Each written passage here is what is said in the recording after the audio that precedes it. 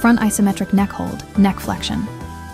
Strengthens the deep neck flexors and front neck muscles that support posture, head control, and cervical spine stability.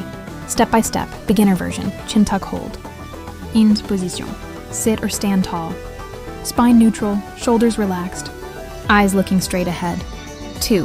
Tuck the chin, gently pull your chin straight back, like making a double chin. Do not look down. Keep the back of your head tall. 3. Hold. Hold 5 to 10 seconds. Breathe normally. Relax and repeat 5-10 reps. You should feel tension deep in the front of your neck, not strain. Moderate version, hand resistance. 1. Place your palm on your forehead.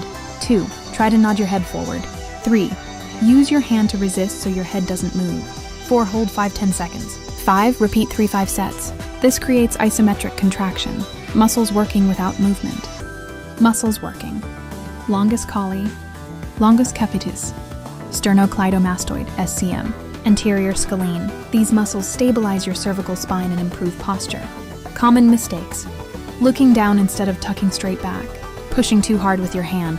Holding your breath. Shrugging shoulders. Recommended program. Beginners. 2 to 3 sets, 5 reps, 5-second hold.